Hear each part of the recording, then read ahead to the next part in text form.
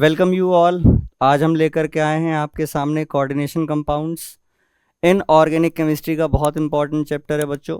और इस चैप्टर की सबसे खास बात यह है कि इसमें क्वेश्चंस जो पूछे गए हैं प्रीवियस बोर्ड एग्जामिनेशंस में, उनका लेवल ऐसा था कि आप बहुत अच्छे से उनको अचीव कर सकते हैं। मतलब सारे क्वेश्चंस आप अटेम्प्ट कर सकते हैं। ओवरऑल अगर हम कहें तो आप इसमें फुल मार्क्स गेन कर सकते हैं बहुत आसानी से, बड़े प्यार से। बस कुछ बातों का ध्यान रखना है, जहाँ पे हम गलतियाँ करते हैं हमें वो गलतियाँ नहीं करनी है, ठीक है। प्रोबेबली जहाँ हम मिस्टेक कर सकते हैं वो मिस्टेक हमें नहीं करनी है। बहुत प्यारा चैप्टर है आपका कोऑर्डिनेशन कंपाउंड्स, बहुत अच्छा चैप्टर है। इसमें कुछ बातें ऐसी हैं जो हमको समझनी है, बहुत अच्छे से याद रखनी है। पेपर में जो क्वेश्चनिंग की जा रही है उसमें कोई बहुत ज़्यादा ड्रेस्टिक चेंजेस नहीं है। जो क्वेश्चन आ रहे हैं वो लगातार ऐसे क्वेश्चन आ रहे हैं जो एक सेम पैटर्न बनता है, ठीक है। तो अभी हम सारी बातें एक एक करके डिस्कस करेंगे और आपको इस चैप्टर में हम ये समझाएंगे कि आप किस तरीके से इसको पढ़ें ताकि आप मैक्सिमम मार्क्स गेन कर सकें, ठीक है। तो चलिए शुरू करते हैं। सबसे पहले कोऑर्डिनेशन कंपाउंड्स वैसे तो देखिए बहुत इम्पॉर्टेंट हैं, हर जगह इनकी एप्लीकेशन है। मेडिकल फील्ड में एप्लीकेशन है, पॉलीमर इंडस्ट्रीज़ में एप्लीकेशन है, फार्मास्यूटिकल में इनकी एप्लीकेशंस हैं। तो बहुत सारा वाइड एरिया है इनकी एप्लीकेशन का। आपके ब्लड के अंदर भी जो हेमोग्लोबिन है वो भी आयरन का एक कॉम्प्लेक्स कंपाउंड होता है। इनको कॉम्प्लेक्स कंपाउंड भी कहते हैं एक्चुअली। जो कोऑर्डिनेशन कंपाउंड्स हैं ना, इनको कॉम्प्लेक्स कंपाउंड भी कहते हैं। और बच्चों आप लोगों ने डी एंड एफ ब्लॉक में पढ़ा भी था कि जो डी ब्लॉक्स होते हैं, डी ब्लॉक के एलिमेंट होते हैं, इनकी खास बात होती है कॉम्प्लेक्स कंपाउंड की फॉर्मेशन करते हैं, है ना। Due two variable oxidation states ये क्या करते हैं, कॉम्प्लेक्स कंपाउंड की फॉर्मेशन करते हैं। तो जो कॉम्प्लेक्स कंपाउंड है वही है एक्चुअली में कोऑर्डिनेशन केमिस्ट्री के अंदर या कोऑर्डिनेशन कंपाउंड के अंदर आप पढ़ेंगे। मान लीजिए हम यहाँ पे एक एग्जांपल लेकर के चलते हैं। K4FeCN का होल 6, इस तरीके के जो कंपाउंड बच्चों आप लिखे हुए देखते हैं ना, आपने देखे होंगे कभी ऐसे कंपाउंड्स लिखे हुए। तो ये जो इस तरीके से कंपाउंड जो लिखे हुए होते हैं इनको हम बोलते हैं कोऑर्डिनेशन कंपाउंड्स। इनको बच्चों कहा जाता है कोऑर्डिनेशन कंपाउंड। अच्छा, अब बहुत ध्यान से समझना, यहाँ पे क्या है, कुछ बातें हैं। जैसे ये जो आपका स्क्वायर ब्रैकेट है, स्क्वायर ब्रैकेट जो बच्चों है, इसके अंदर जितनी भी चीजें हैं इनको हम बोलते हैं कोऑर्डिनेशन एंटिटी। स्क्वायर ब्रैकेट आपको दिख रहा है, इस स्क्वायर ब्रैकेट में जितनी भी चीजें होती हैं इनको हम बोलते हैं कोऑर्डिनेशन एंटिटी, ठीक है। This is a coordination entity, okay. इसके अंदर कोऑर्डिनेशन एंटिटी के अंदर दो चीजें होती हैं। एक होता है सेंट्रल एटम, सेंट्रल एटम, ठीक है। कोऑर्डिनेशन एंटिटी के अंदर एक सेंट्रल एटम होता है। एक होता है बच्चों लिगेंड, ठीक, लिगेंड। ये दो इसके अंदर चीजें हैं। एक है central atom, central metal atom भी बोल सकते हैं, आयन भी बोल सकते हैं, और एक है इसके अंदर लिगेंड, ठीक है। इतनी बात समझ आ रही है पहले तो, ठीक। अब यहां पे देखिए जो बाहर है, इस स्क्वायर ब्रैकेट के बाहर जो लिखा हुआ है, इसको बच्चों हम बोलते हैं काउंटर आयन। काउंटर आयन, इसको हम क्या बोलते हैं, काउंटर आयन, ठीक है। ये क्या है, काउंटर आयन। अच्छा, अब हो सकता है कि आपको कोई कॉम्प्लेक्स ऐसा भी देखने को मिल जाए। फॉर एग्जाम्पल COH2O का होल 4 Cl2 एंड Br, इस तरीके का कॉम्प्लेक्स भी आपको देखने को मिल जाए। कॉम्प्लेक्स ये भी है, देखिए ये भी कॉम्प्लेक्स कंपाउंड है। अब इसके अंदर आप देखेंगे, एक तो ये आपका कोबाल्ट हो गया, कोबाल्ट तो आपका मेटल हो गया, सेंट्रल मेटल हो गया कोबाल्ट। H2O और Cl, यहां पे ये दोनों क्या हैं, लीगेंड हैं। ये दोनों ही लीगेंड है, ठीक है, दोनों ही लीगेंड है। और बच्चों जो Br है यहाँ पे स्क्वायर ब्रैकेट के बाहर जो यहाँ Br दिख रहा है, this is counter ion, counter ion. तो देखो जो भी आपको कोऑर्डिनेशन कॉम्प्लेक्स मिलेगा, कॉम्प्लेक्स कंपाउंड जो भी आपको दिया जाएगा, स्क्वायर ब्रैकेट्स के ईदर राइट साइड और लेफ्ट साइड, दोनों तरफ जो भी लिखा होगा उसको हम कहेंगे काउंटर आयन। क्या कहेंगे, काउंटर आयन। समझ गए, आयोनाइजेबल पार्ट होता है काउंटर आयन। यहां तक समझ आ रहा है, ओके। अब जो लिगेंड है इसका काम होता है इस मेटल को इलेक्ट्रॉन पेयर डोनेट करना। इस मेटल को इलेक्ट्रॉन पेयर डोनेट करना। अब क्योंकि जो मेटल हैं आपके ये ज़्यादातर आपके डी ब्लॉक के ही होंगे, ज़्यादातर एलिमेंट्स आपके डी ब्लॉक के ही होंगे, इनके पास में इनकम्प्लीट डी ऑर्बिटल्स होंगे, है ना, इनकम्प्लीट डी ऑर्बिटल्स होंगे। तो ये जो लिगेंड होगी ये उनके इनकम्प्लीट डी ऑर्बिटल्स में अपने इलेक्ट्रॉन्स डोनेट करेंगी, इलेक्ट्रॉन्स अपने डोनेट करेंगी। इसलिए देखो बच्चों, जब ये अपने इलेक्ट्रॉन्स डोनेट करेंगे, अपने इलेक्ट्रॉन डोनेट करेंगे इसको, एक तरीके से ये जो मेटल है ये इलेक्ट्रॉन पेयर एक्सेप्टर है, इलेक्ट्रॉन पेयर एक्सेप्टर है ना। तो इसको क्या बोलोगे, ये किसकी तरह एक्ट करेगा, ल्यूइस एसिड की तरह एक्ट करेगा, इलेक्ट्रॉन एक्सेप्ट कर रहा है ना। तो ये बच्चों जो मेटल होता है, जो ये मेटल है ये एक्ट करता है ल्यूइस एसिड की तरह, ये बिहेव करता है, एक्ट करता है ल्यूइस एसिड की तरह। यहां तक क्लियर है सबको, यहां तक क्लियर है? क्योंकि ये इलेक्ट्रॉन पेयर डोनेट करेंगे इनको, ये इलेक्ट्रॉन पेयर इनको डोनेट करेंगे, जिसकी वजह से ये ल्यूइस एसिड की तरह एक्ट करेगा। जो मेटल होता है वो ल्यूइस एसिड की तरह एक्ट करता है। यहां तक सभी को समझ में आ रहा है? यहां तक सभी को समझ में आ रहा है? ठीक है। अब दो बातें और पढ़ लीजिए, समझ लीजिए। क्या? एक होते हैं बच्चों होमोलेप्टिक कॉम्प्लेक्सेस, होमोलेप्टिक, और एक होते हैं हेट्रोलेप्टिक, हेट्रोलेप्टिक कॉम्प्लेक्सेस। ठीक है, ये भी समझ लो। देखो होमो का मतलब क्या होता है, सेम, होमो का मतलब सेम, यानी कि एक ऐसा कॉम्प्लेक्स कंपाउंड जिसमें सेम नंबर ऑफ लिगेंड हो, मतलब एक जैसी लिगेंड हो, सेम, एक जैसी, नॉट नंबर, एक जैसी, सेम काइंड की लिगेंड अगर प्रेजेंट है तो उसको हम कहेंगे होमोलेप्टिक।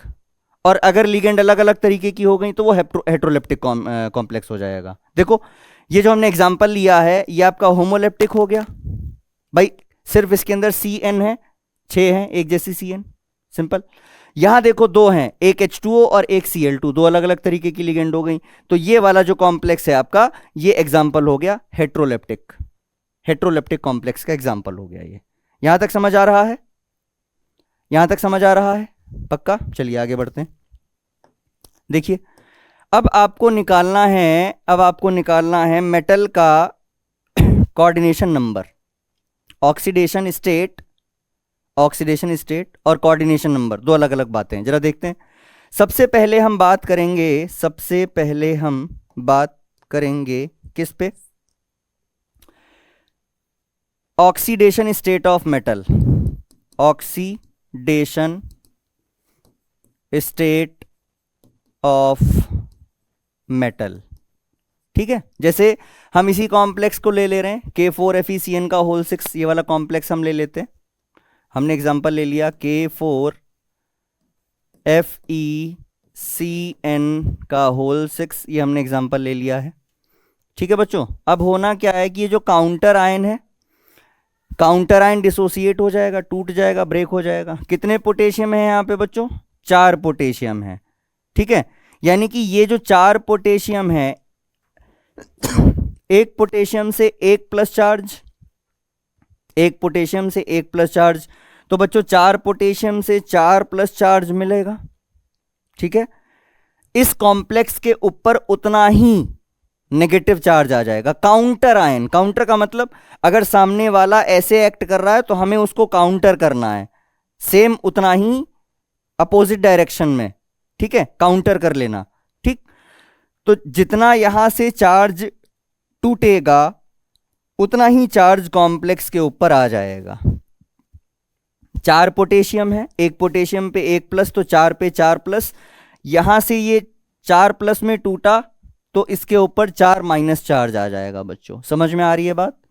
यानी कि इस कॉम्प्लेक्स को आप ऐसे भी लिख सकते हो, ध्यान से देखना, FeCN whole 6 4 negative plus 4K plus. ठीक है, इसको आप ऐसे भी लिख सकते हैं।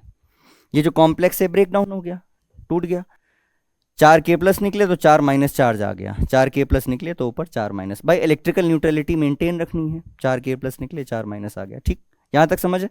ओके, अब आपको निकालना है आयरन का ऑक्सीडेशन स्टेट। आयरन का क्या निकालोगे? ऑक्सीडेशन स्टेट निकालोगे। कैसे निकालेंगे?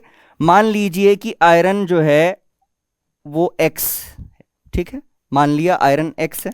अच्छा, अब जो Cn होता है बच्चों, Cn के ऊपर चार्ज होता है -1, आपने पढ़ा होगा ये Cn-1, ठीक है, न्यूक्लियोफाइल। तो Cn पे चार्ज होता है -1, तो यहाँ टोटल कितने हैं ये 6, भाई टोटल Cn कितने हैं 6 हैं, यानी कि -6 बराबर ओवरऑल चार्ज कितना है बच्चों -4। ये समझ आ रहा है? देखो आयरन को हमने x माना, Cn पे माइनस चार्ज होता है, टोटल 6 Cn है, तो आपके पास -6 हो गया, तो x -6 बराबर -4। अब ये माइनस का 6 इधर ले जाओ तो हो जाएगा x बराबर -4 + 6, यानी x बराबर आ गया +2। इसका मतलब ये हुआ कि जो आयरन है यहाँ पे Fe, ये +2 स्टेट में मौजूद है। जो Fe है यहाँ पे ये +2 स्टेट में मौजूद है। मेरी बात समझ में आ रही है? +2 स्टेट में मौजूद है आयरन, ठीक, ओके। अब जब आपने ये निकाल लिया, आयरन का ऑक्सीडेशन स्टेट निकाल लिया आपने, आपको इसी की जरूरत थी, आयरन के ऑक्सीडेशन स्टेट की आपने निकाल लिया, ठीक है। तो ऑक्सीडेशन स्टेट ऐसे निकालते हैं मेटल की। कोई भी एग्जांपल होगा आपके पास में, आप आयरन मतलब कोई भी मेटल होगा उसका जो ऑक्सीडेशन स्टेट है वो आप ऐसे ही निकालोगे। समझ आ रहा है? समझ आ रहा है, ठीक। अब आता है कोऑर्डिनेशन नंबर। ऑक्सीडेशन स्टेट हमने अभी देखा, अब हम देखेंगे कोऑर्डिनेशन नंबर। कोऑर्डिनेशन नंबर बच्चों, कोऑर्डिनेशन नंबर जो होता है ना, ये होता है ligands directly attach to central metal atom के बराबर, यानी कि ligands that are directly attached to central metal atom या आयन, ठीक है। यानी कि जितनी लिगेंड डायरेक्टली सीधे सीधे तौर पे, जितनी लिगेंड्स सीधे सीधे तौर पे सेंट्रल मेटल एटम से जुड़ी हुई होती हैं, आयन से जुड़ी हुई होती हैं, उनको हम कहते हैं कोऑर्डिनेशन नंबर। जैसे यहां पे देखो बच्चों कितने Cn डायरेक्टली Fe से जुड़े हैं, भाई 6 Cn है, 6 Cn Fe से डायरेक्टली जुड़े हुए हैं, 6 Cn Fe से डायरेक्टली जुड़े हुए हैं, ठीक, 6 Cn Fe से डायरेक्टली जुड़े हुए हैं, तो इसका कोऑर्डिनेशन नंबर कितना हो जाएगा 6 हो जाएगा जी। समझ में आ गया? कोऑर्डिनेशन नंबर समझ में आ गया। कितने लिगेंड्स डायरेक्टली मेटल से जुड़े हुए हैं वो उसका कोऑर्डिनेशन नंबर है, तो 6 हो गए। और ऑक्सीडेशन स्टेट हमने निकाल ही लिया था अभी, 2 हो गया। समझ आ गया ना? बहुत बढ़िया तरीके से। चलो सर इसका भी एग्जाम्पल ले लेते हैं, ये जो हमने केस यहाँ पे दूसरा लिया था इसका भी हम एग्जाम्पल ले लेते हैं, ठीक है। इस वाले का भी आप एग्जाम्पल ले लीजिए। जैसे कोबाल्ट और यहाँ पे वाटर है, Cl2 है और वो Br, वो तो Br तो काउंटर आयन है, देखो है ना, उससे तो कोई फर्क पड़ना नहीं, ठीक है। तो ये एक्चुअली में क्या है कि मैंने ऐसे ही एक अप्रॉक्सीमेटेड एग्जाम्पल ले लिया था, मतलब मैंने ऐसे देखा नहीं था किताब में क्या लिखा है, तो मैंने ऐसे ही ले लिया। इसको करके देखते हैं कि क्या आता है ना, फिर बाद में क्रॉस चेक करेंगे कि अगर इसमें कुछ मिस्टेक है या कुछ इसमें हम ऐड ऑन कर सकते हैं। देखिए कोबाल्ट को X मानेंगे सबसे पहले, मान लिया। अब वाटर न्यूट्रल लिगेंड होती है, वाटर एक न्यूट्रल लिगेंड है, तो +0 कर दोगे, ठीक है, 0 हो गया। और Cl2 में -2 लिखेंगे आप, क्योंकि 2 Cl2 हैं, एक Cl से मिलेगा नेगेटिव, तो 2 Cl से कितना मिल जाएगा, एक Cl से नेगेटिव, 2 से कितना मिला -2 बराबर। अब कॉम्प्लेक्स के ऊपर चार्ज कितना है बच्चों, ध्यान से देखेंगे। अगर मैं इसको लिख देता हूं Br2, ठीक है, Br2 लिख देता हूं, तो कॉम्प्लेक्स के ऊपर चार्ज आ जाएगा +2। ध्यान से देखो +2 आ जाएगा, या इसको Br ही रहने दो, फिलहाल Br ही रहने दो,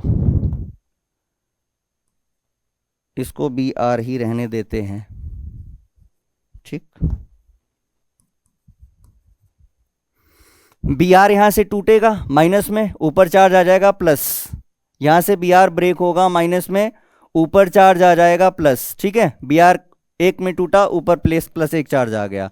अब क्या करोगे, इसमें कोबाल्ट को X माना, ये हो गया आपका टोटल 4, 0, यहां पे Cl -2। अब ऊपर चार्ज कितना आया बच्चों, +1, भाई एक Br माइनस में टूटेगा तो ऊपर +1 आएगा, तो बराबर में +1 लिखो, ठीक है। अब ये -2 यहां से इधर ले जाओगे तो x बराबर आ जाएगा 3, यानी कि कोबाल्ट जो है वो यहाँ पे +3 ऑक्सीडेशन स्टेट शो कर रहा है। कोबाल्ट +3 ऑक्सीडेशन स्टेट शो कर रहा है यहाँ पे। तो यहाँ पे देखिए कोबाल्ट का जो ऑक्सीडेशन स्टेट आया बच्चों वो +3 आ गया, है ना। कोबाल्ट का ऑक्सीडेशन स्टेट +3 आ गया, ठीक है। अब इसका निकालोगे कोऑर्डिनेशन नंबर, तो देखो 4 वाटर की लिगेंड है यहाँ पे और 2 क्लोराइड है यहाँ पे। 4 वाटर 2 क्लोराइड, तो 4 + 2 कितने हो गए, 6 हो गए ना। तो जो कोऑर्डिनेशन नंबर है बच्चों वो यहाँ पे 6 हो जाएगा, ठीक है। समझ आ गया आपको, अब आसानी से निकाल पाओगे। क्या निकालना था, एक तो आपको ऑक्सीडेशन स्टेट पता होना चाहिए, oxidation number, oxidation state metal का। दूसरा कोऑर्डिनेशन नंबर, ठीक है, कोऑर्डिनेशन नंबर, ठीक। चलिए अब जरा ये समझो कि ये जो लिगेंड्स लगी हुई हैं बच्चों, ये जो लिगेंड लगी हुई हैं यहाँ पे, ये किस तरह की लिगेंड होती हैं, है ना। टाइप्स ऑफ लिगेंड भी हम समझ लेते हैं। चलिए तो देखिए जो टाइप्स ऑफ लिगेंड है, टाइप्स ऑफ लिगेंड, इसमें आप ये देखना कि आपके पास में जो पहला है वो होते हैं यूनिडेंटेट, यूनिडेंटेट लिगेंड, ठीक है। देखो यूनी का मतलब बच्चों होता है एक से, यूनी का मतलब होता है एक से। अब एक का क्या मतलब है सर, देखो अभी मैंने बताया कि जो लिगेंड होती है वो इलेक्ट्रॉन पेयर डोनेट करती है, किसको, सेंट्रल मेटल एटम को, ठीक। तो जो इलेक्ट्रॉन पेयर डोनेट कर रही है, तो डोनेट करने के लिए कितनी ऐसी लिगेंड हैं या कितने ऐसे पॉइंट्स हैं, कितने ऐसे एटम्स हैं जहां से वो डोनेट कर सकता है। अकॉर्डिंग टू दैट लिगेंड्स का क्लासिफिकेशन किया गया। तो ऐसे लिगेंड जिनके पास ओनली 1 डोनर एटम होता है, ओनली 1 डोनर एटम होता है, ऐसो को हम बोलते हैं यूनिडेंटेट लिगेंड। जैसे Cl- है, ठीक है, Br- है, OH- है, ये सारी लिगेंड क्या है, Cn- है, ये क्या है, ये सब यूनिडेंटेट हैं। देखो Cn- से नाइट्रोजन के पास में जो होंगे चार्ज वो डोनेट करेंगे, Cl अकेला है, Br अकेला है, OH- ऑक्सीजन डोनेट करेगा। तो सबके पास सिर्फ एक एटम है, इन सभी में सबके पास सिर्फ एक एटम है जो इलेक्ट्रॉन डोनेट कर सकता है सेंट्रल मेटल एटम को, ठीक है, एक जो कर सकता है। ऐसी लिगेंड्स को हम बोलते हैं यूनिडेंटेट। अच्छा समझ में आ गया। अब इसके बाद दूसरा टाइप बच्चों आता है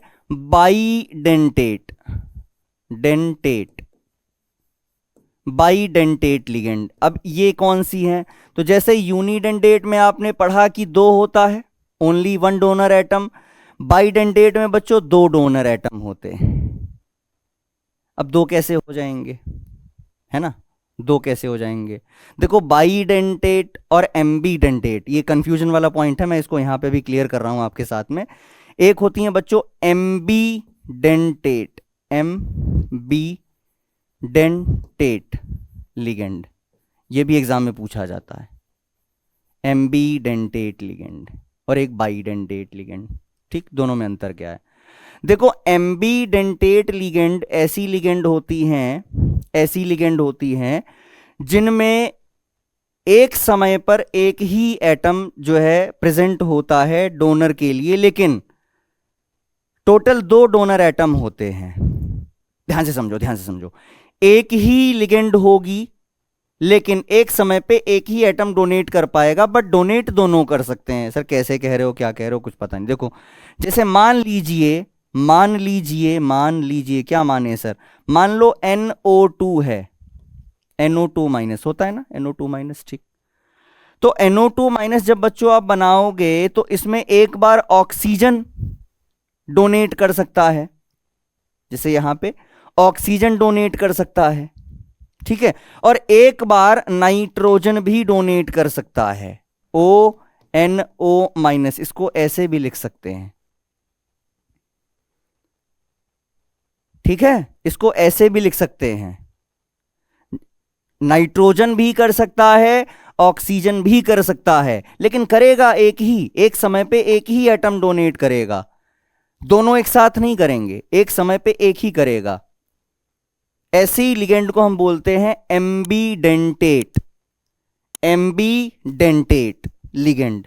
इसका एक एग्जांपल और है SCN, SCN या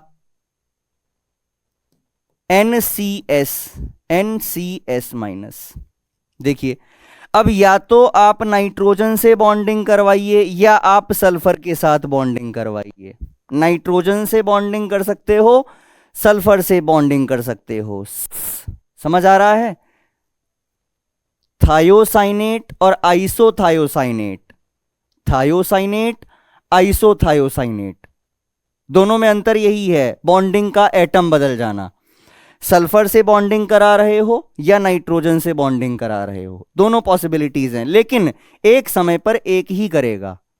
अगर आपने ऐसे जोड़ दिया तो नाइट्रोजन बॉन्डिंग करेगा, ऐसे जोड़ दिया तो सल्फर बॉन्डिंग करेगा, एक ही करेगा, लेकिन पॉसिबिलिटी दोनों है कि दो एटम है इसके पास। अच्छा, अब बाइडेंटेट समझो बच्चों। बाइडेंटेट में क्या होता है? बाइडेंटेट में आपके पास में दो डोनर एटम एक ही समय पर लोन पेयर डोनेट करेंगे, इलेक्ट्रॉन पेयर डोनेट करेंगे।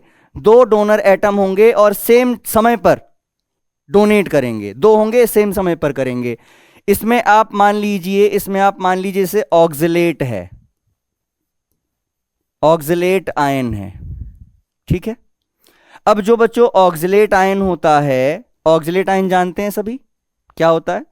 CH2COO माइनस, CH2COO माइनस, ये है ऑक्सिलेट आयन, ये बच्चों ऑक्सिलेट आयन है। अच्छा, अब देखो, ये ऑक्सीजन से एक तरफ से करेगा और ये भी ऑक्सीजन से एक तरफ से करेगा, यानी कि एक ही समय पर दो एटम से बॉन्डिंग हो रही है, दो से बॉन्डिंग हो रही है एक ही समय पर, दोनों बॉन्ड दे रहे हैं, मतलब बॉन्डिंग कर रहे हैं, इलेक्ट्रॉन डोनेट कर रहे हैं अपने। तो जब एक ही समय पर दो एटम्स अपने इलेक्ट्रॉन्स डोनेट करें सेंट्रल एटम को, तो ऐसी लिगेंड को हम बोलते हैं बच्चों बाइडेंटेट, बाइडेंटेट लिगेंड। समझ में आ गया? समझ में आ गया। इसमें एक और आती है ethylene diamine, EN, NH2 single bond NH2, ethylene diamine सुना होगा आपने, है ना भाई? CH2 है, यहाँ पे NH2 लगा दो, CH2 के आगे NH2, CH2 के आगे NH2, इथाइलिन डाइअमाइन। उसमें भी दो सेंटर होते हैं, ठीक है, एक साथ जो करेंगे बॉन्ड बनाएंगे। समझ में आ रहा है? यहाँ तक समझ में आ गया? एम्बीडेंटेट समझ में आ गया? ओके, इसके बाद में एक टाइप और आप समझ लीजिए, polydentate, polydentate ligand.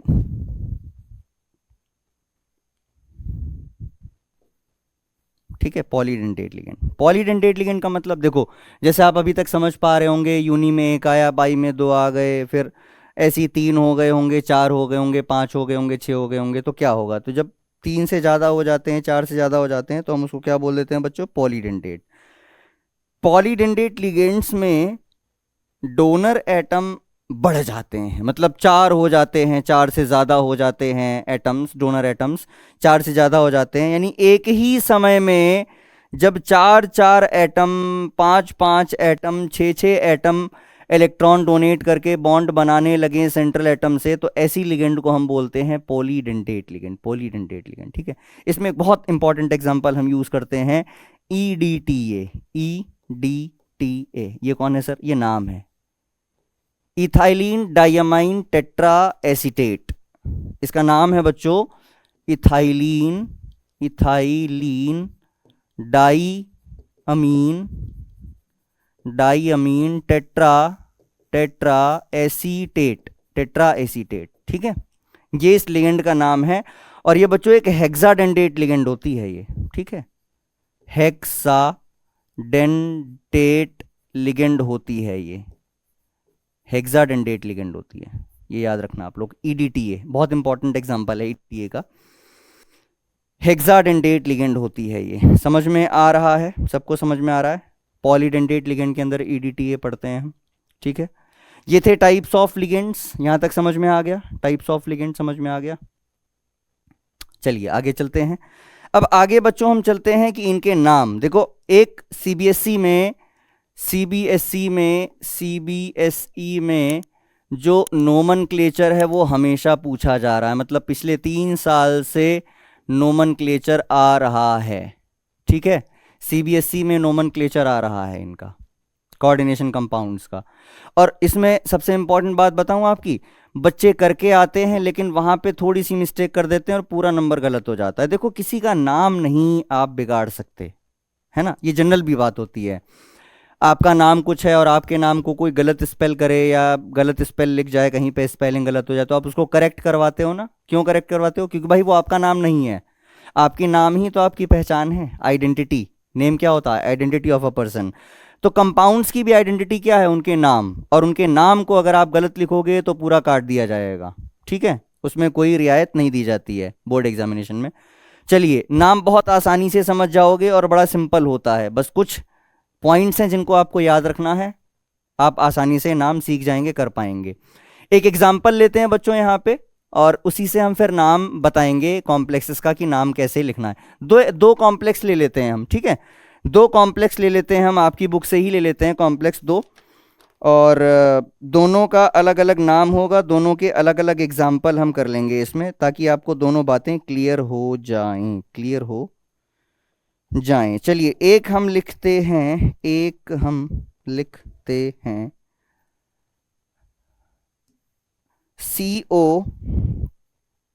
CO NH3 का whole 4, H2O Cl bracket close, बाहर है Cl2। ठीक, और दूसरा हम इधर लिख लेते हैं, दूसरा हम यहाँ पे लिख लेते हैं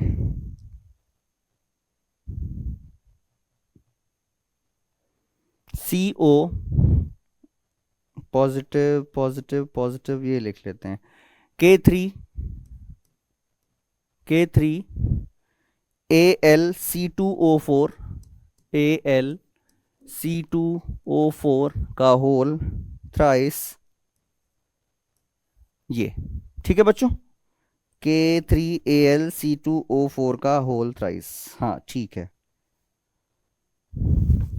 चलिए देखें, अब देखिए ध्यान से, आपके पास 2 कॉम्प्लेक्स हो गए, दोनों अलग अलग हैं। अब इसमें आपको समझना क्या है, सबसे पहले 2 अलग अलग कॉम्प्लेक्स कैसे हैं सर? ये देखो बच्चों, यहाँ पे काउंटर आयन आपका इधर लगा हुआ है और यहाँ पे काउंटर आयन आपका इधर लगा हुआ है। ठीक, एक काउंटर आयन पॉजिटिव चार्ज वाला है, एक काउंटर आयन नेगेटिव चार्ज वाला है ना, एक पॉजिटिव चार्ज का है, एक नेगेटिव चार्ज का है। देखो, अगर ये टूटेगा प्लस में, तो इसके ऊपर चार्ज कैसा आएगा बच्चों? माइनस का। भाई अगर ये प्लस में टूटा, भाई K प्लस में टूटेगा, तो इसके ऊपर चार्ज कैसा आएगा? नेगेटिव आ जाएगा। यानी इसको आप ऐसे भी तो लिख सकते हो, ये कॉम्प्लेक्स हो गया आपका AlC2O4 का होल थ्राइस, और ऊपर आ गया -3। ठीक है, 3 थे पोटेशियम, 3 प्लस में टूटा तो 3 माइनस चार्ज आ गया। अच्छा इधर आओ, यहाँ पे Cl2 है, 2 माइनस में टूटेगा तो चार्ज 2 प्लस आ जाएगा। इसको आप ऐसे भी लिख सकते हो, CONH3 का होल 4 H2OCl और ऊपर +2। ठीक, यानी आप अगर ध्यान से देखें तो ये एक एनायनिक कॉम्प्लेक्स है, ये वाला एक कैसा कॉम्प्लेक्स है? Anionic complex. ये वाला कैसा कॉम्प्लेक्स है? एनायोनिक, एनायन है। और ये कैसा कॉम्प्लेक्स है बच्चों? कैटायनिक कॉम्प्लेक्स है, कैटायोनिक कॉम्प्लेक्स। इनका जब नाम दोगे इनका तो थोड़ा सा डिफरेंस आ जाता है, दोनों के नाम जब हम रखते हैं ना थोड़ा सा चेंज आ जाता है। इसीलिए मैं 2 एग्जांपल लेकर के चल रहा हूँ ताकि आपको इसमें ही सब क्लियर आ जाए, 2 एग्जांपल में आप आसानी से समझ पाएं। सबसे पहला काम, जो मेटल एटम है उसका ऑक्सीडेशन स्टेट निकालना है। निकालें। कोबाल्ट को हमने क्या माना? कोबाल्ट को X मान लिया हमने। ठीक है, अमोनिया NH3 एक न्यूट्रल लिगेंड होती है, ये एक न्यूट्रल लिगेंड है बच्चों। H2O ये भी एक न्यूट्रल लिगेंड है, और Cl माइनस होता है, यानी कि +0 हो गया, +0 हो गया और माइनस का 1 हो गया, और बराबर में कितना है? +2 है। ठीक है जी, ठीक है। ओके, अब -1 उधर गया तो x कितना आ गया, x बराबर आ गया +3, यानी कि ऑक्सीडेशन स्टेट यहाँ पे कोबाल्ट का +3 है, कोबाल्ट +3 स्टेट में मौजूद है। इधर आओ, एल्युमिनियम को आपने माना x। अब C2O4 जो होता है बच्चों, ये 2- होता है चार्ज पे। अभी ध्यान करो, हमने अभी प्रीवियस सेक्शन में अभी पढ़ाया था कि जो आपका ये C2O4 है ऑक्सिलेट आयन, ये बाइडेंडेट होता है, 2 चार्ज होते हैं, 2 ऑक्सीजन एटम एक साथ जुड़ते हैं जाकर के, तो 2-, एक पे 2- तो टोटल कितने हैं, 3, यानी कि 6- का हो गया, -6 बराबर -3, तो x बराबर कितना हो गया, -3 +6, तो x बराबर कितना हो गया, +3। ठीक है जी, एल्युमिनियम यहाँ पे +3 स्टेट में मौजूद है। यहाँ तक समझ आ रहा है, यहाँ तक समझ आ रहा है, ठीक है। अब सुनो मेरी बात, जो NH3 है, इसको NH3 को आप लिखते कैसे हो, मतलब नाम क्या लिखोगे इसका, इसको लिखते हैं एमिनो, जैसे आप यूज करते थे ना ऑर्गेनिक में NH2 ग्रुप के लिए। ये NH3 है, यहाँ पे एमाइन यूज करोगे आप, NH3 को आप क्या यूज करेंगे, एमाइन, और H2O को क्या यूज करोगे आप, एक्वा, यानी H2O की जगह पे एक्वा लिखना है, NH3 की जगह पे एमाइन लिखना है। ठीक है बच्चों, और Cl क्या है, क्लोराइड है, क्लोराइड। C2O4 क्या है, ऑक्सिलेट है। ठीक, नाम सबके पता चल गए, ओके। अब नाम इनके अगर आप नेमिंग करेंगे तो नेमिंग में जो एमाइन एक्वा है, इनको आप ओ लगा देंगे। क्या कह रहे हो सर, देखो जरा, इसको जो नाम है इसका जो नाम है उसको हम कैसे लिख सकते हैं सर, देखिए ध्यान से देखिएगा, समझिएगा, है ना। A for amine, A for aqua, amine और एक्वा में दोनों में ए पहले आ रहा है, तो नेक्स्ट अल्फाबेट देखेंगे क्या आएगा, जो एम आ रहा है और उसमें क्यू आ रहा है, तो एम पहले आता है क्यू बाद में आता है, तो एमाइन पहले लिखा जाएगा। एमाइन है कितने, एमाइन कितने बच्चों यहाँ पे, 4, तो 4 के लिए क्या लिखोगे, टेट्रा, 4 के लिए टेट्रा एमाइन,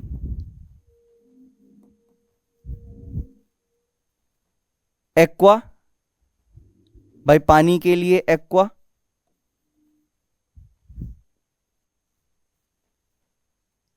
Cl, क्लोरिडो,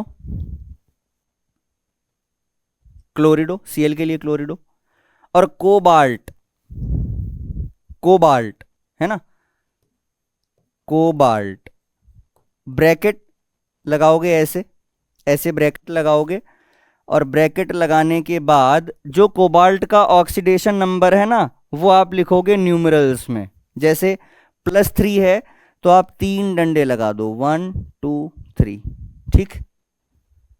और आगे इसमें कौन सा काउंटर आयन लगा था, क्लोरीन लगा था, ठीक है, तो क्या लिखोगे, क्लोराइड, CHLORID, ये बच्चों इसका नाम है। जरा ध्यान से देखिएगा, जरा ध्यान से देखिएगा, tetra amine aqua chlorido cobalt third chloride, ठीक है, ध्यान से देखना जरा, tetra amine aqua chlorido cobalt third chloride, ये इसका नाम हो गया।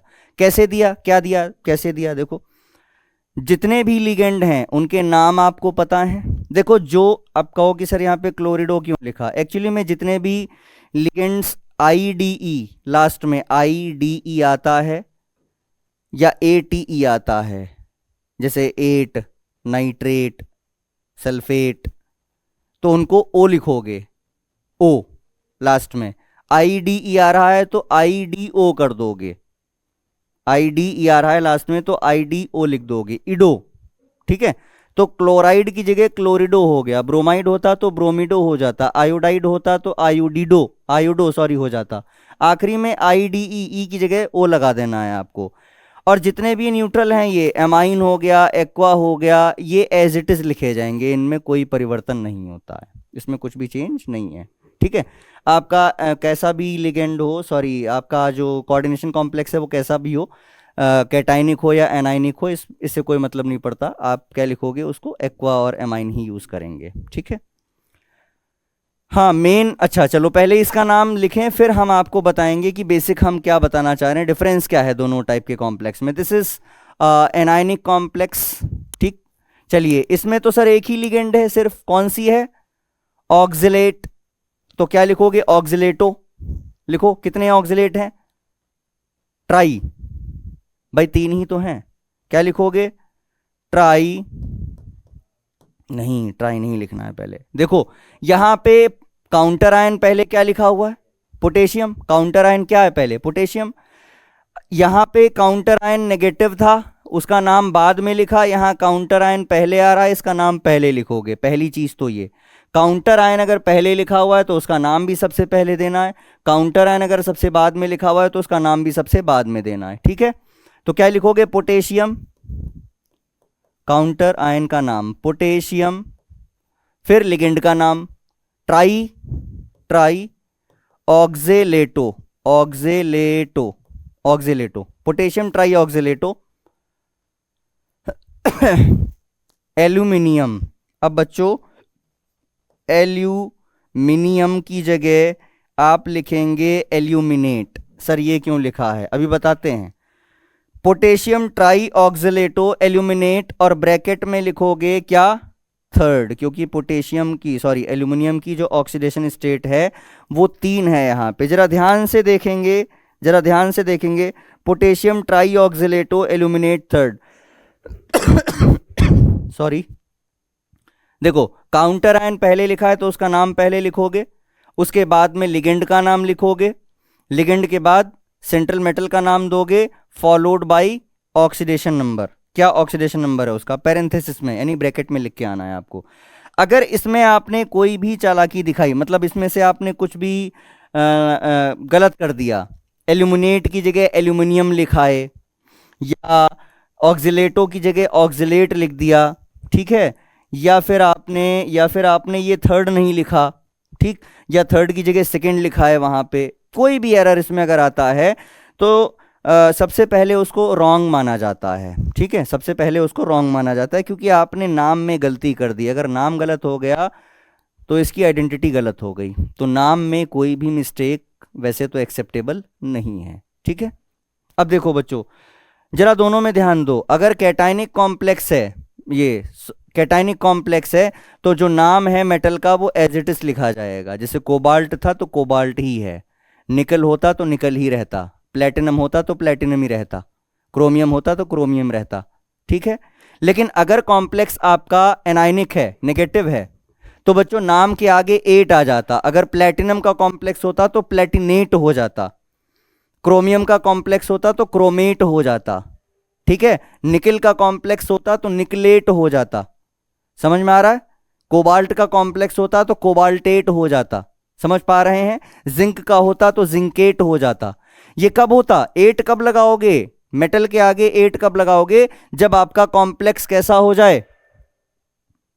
Negatively charge. यस, अगर कॉम्प्लेक्स पे माइनस चार्ज है, नेगेटिव चार्ज है, तो हम उसके मेटल के नाम के आगे 8 लगाते हैं। अदरवाइज अगर पॉजिटिव चार्ज कॉम्प्लेक्स है तो आप जो मेटल का नाम है एज इट इज लिख दोगे, उसमें कोई भी चेंजेस नहीं लाएंगे आप। समझ में आ रहा है? डन? पक्का? आईयूपीएससी आ रही है, नोमेनक्लेचर आपसे पूछा जा रहा है, पूछा जा रहा है, हाँ इसीलिए मैंने करवाया आपको ये। समझ में आ गया? आगे चलें। चलिए, इसके बाद जो बोर्ड एग्जाम में आपसे क्वेश्चन पूछा जा रहा है बच्चों, वो नेक्स्ट टॉपिक है हमारा आइसोमेरिज्म। आइसोमेरिज्म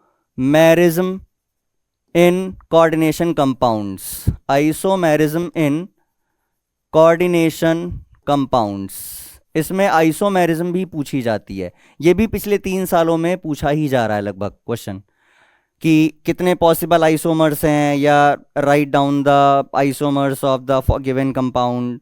ठीक है, इस तरीके से, या एमसीक्यू में पूछ लिया कि इस पर्टिकुलर कंपाउंड में कौन सा आइसोमर प्रेजेंट है, कौन सी आइसोमेरिज्म शो कर रहा है, ये इस तरीके से क्वेश्चन आते हैं।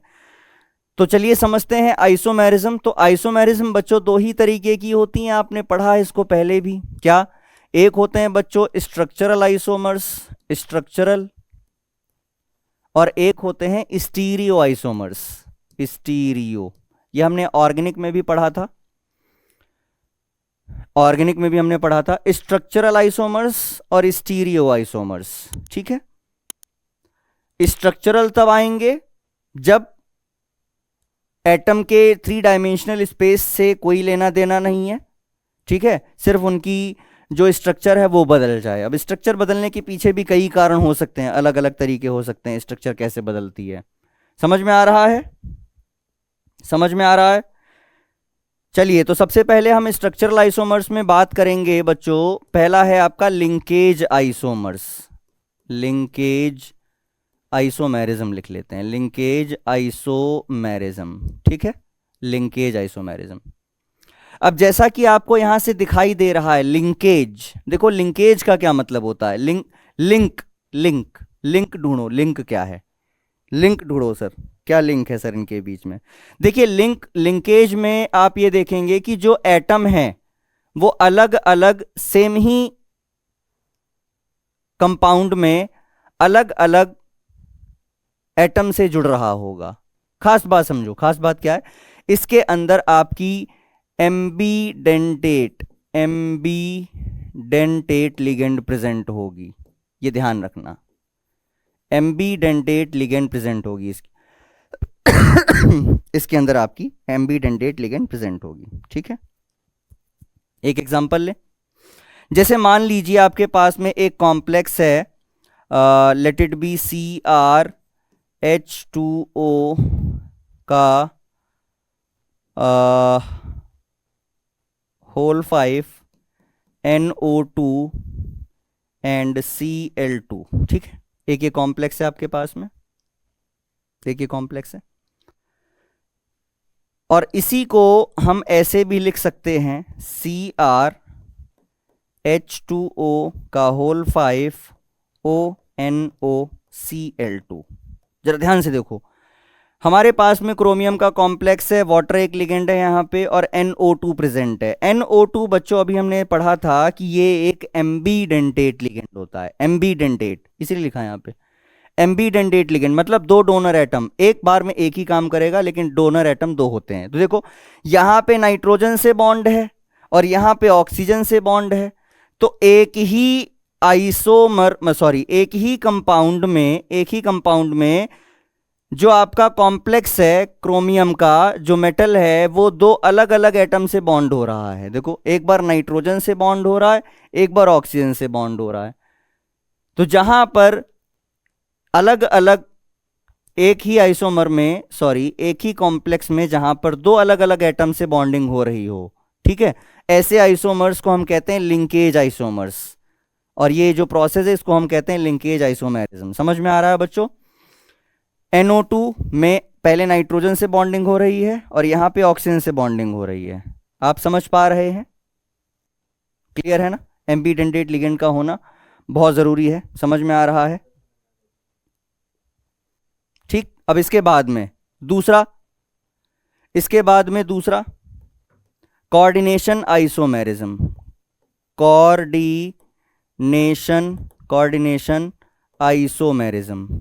Coordination isomerism. देखो इसमें क्या होता है बच्चों, एक्चुअली में आपके पास में दो कॉम्प्लेक्स प्रेजेंट होंगे और उन दो कॉम्प्लेक्सेस में जो लिगेंड हैं वो आपस में एक्सचेंज हो जाएंगी, लिगेंड आपस में एक्सचेंज हो जाएंगी। जैसे मान लीजिए आपके पास में ये कॉम्प्लेक्स है CONH3 का होल 6 और एक कॉम्प्लेक्स है आपके पास में CrH2O का होल 6। ठीक है, ये दो कॉम्प्लेक्स हैं आपके पास, एक कोबाल्ट का एक क्रोमियम का।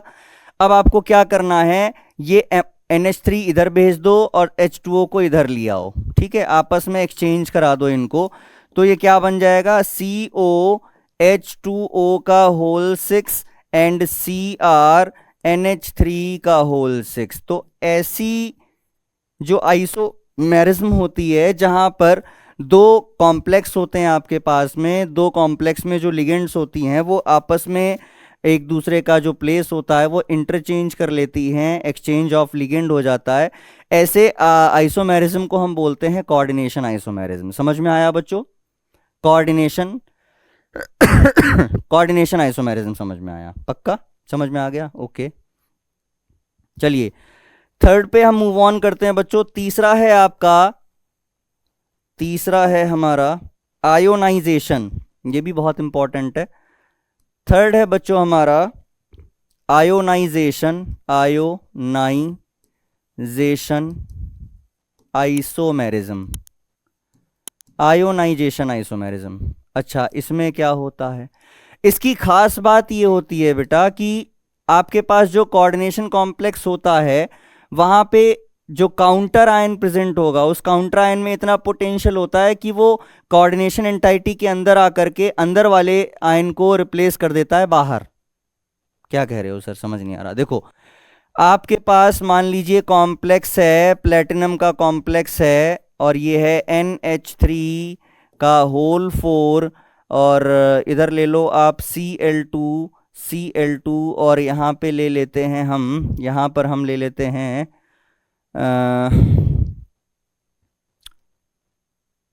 क्या लोगे, इसको ऐसे लिख लो, यहाँ पे Cl2 ना लेके यहाँ पे यहाँ पे ले लेते हैं, यहाँ पे ले लेते हैं H2O NCl, ठीक है, और बाहर ले लेते हैं SO4।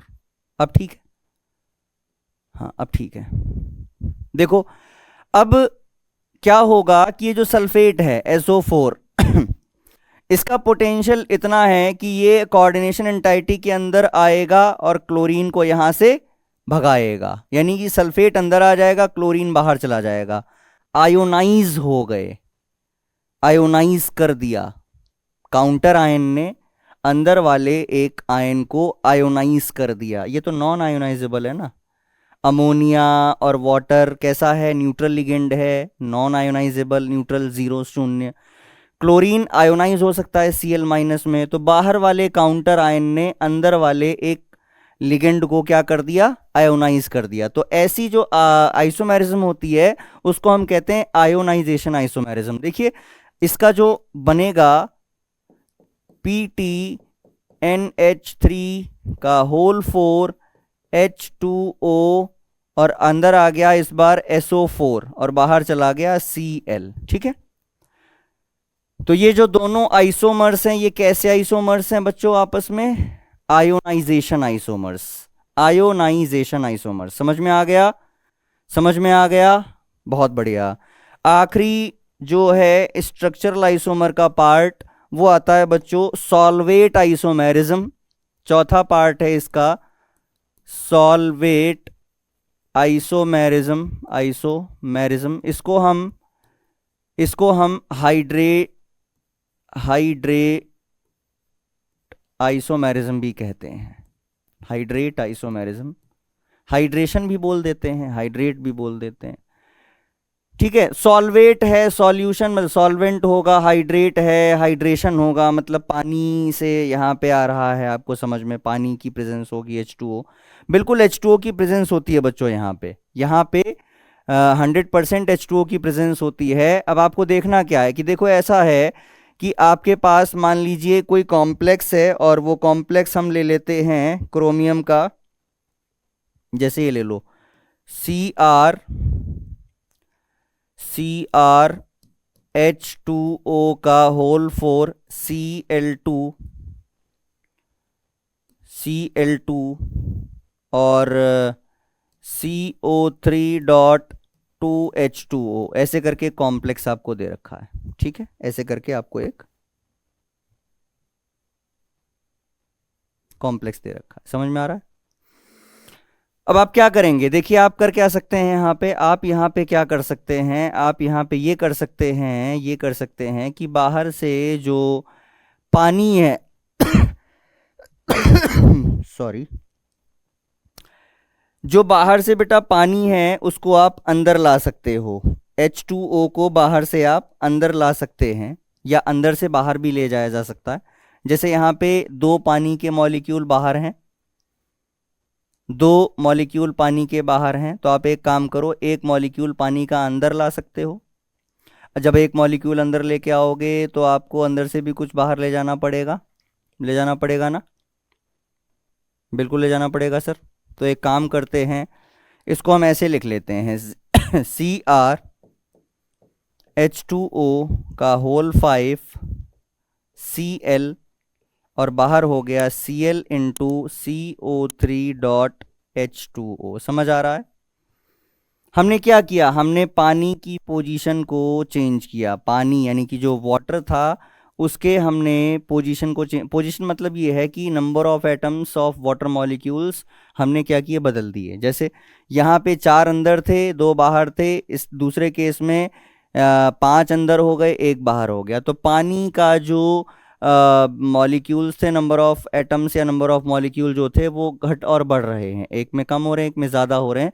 तो जहाँ पे पानी का खेल हो, यानी कि जहाँ पे वाटर इन या आउट हो रहा हो कॉम्प्लेक्स के अंदर और बाहर, वहाँ पर बच्चों जो आइसोमेरिज्म होती है उसको हम बोलते हैं सॉल्वेट आइसोमेरिज्म या फिर हाइड्रेट आइसोमेरिज्म। समझ में आ रहा है? हाइड्रेशन से याद रखना पानी, हाइड्रेशन से याद रखना पानी। तो पानी का एक्सचेंज होगा वाटर मॉलिक्यूल का, आइदर कोऑर्डिनेशन एंटाइटी से बाहर से या अंदर से पानी का एक्सचेंज हो जाएगा, तो वहां पर सॉल्वेट आइसोमेरिज्म पाई जाएगी। समझ में आ गया? पक्का? आगे मूव ऑन करें। अब हम बात करते हैं बच्चों स्टीरियो आइसोमेरिज्म की। स्टीरियो आइसोमेरिज्म की बहुत इंपॉर्टेंट है ये, इसमें से पिछले 2 साल में क्वेश्चन जरूर आ रहे हैं, आए हुए हैं। ठीक है, स्टीरियो आइसोमेरिज्म बच्चों 2 तरह की होती है, आपको पता है ना। एक आपने पढ़ा ज्योमेट्रिकल, एक आपने पढ़ा जियोमेट्रिकल, ठीक है। और दूसरा बच्चों आपने पढ़ा ऑप्टिकल। एक आपने पढ़ा ज्योमेट्रिकल और एक आपने पढ़ा ऑप्टिकल। यहां तक समझ आ रहा है? समझाइए क्या सर जो आपको समझ में आएगा। हाँ ये भी सही है, मतलब ये 2 नाम आपको पता है ना, आपने पहले पढ़े हुए हैं। ऑप्टिकल होता है और ज्योमेट्रिकल होता है, ऑप्टिकल और ज्योमेट्रिकल।